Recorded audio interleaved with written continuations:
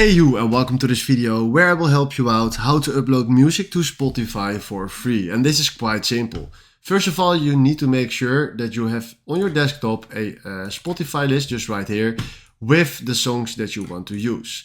Now, if you go back to Spotify, you need to go to your profile pic, settings, and then from there go to your library. There we go to local files, and there we need to turn that on and make sure that you turn off both options for downloads and music library. Then we go to add a source, and then we click on desktop, and then we go to Spotify.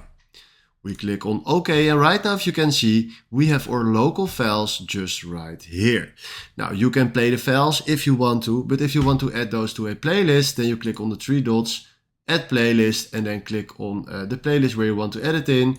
Now let's call, oh sorry, it's just a little bit tripping right here. I don't know what happened, but public playlist is not working and the second one is working.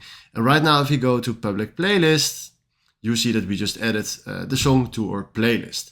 Alright, this is exactly how you can upload music to Spotify for free. And if you found this video helpful, please consider subscribing and give this video a like. And then for now, thanks for watching.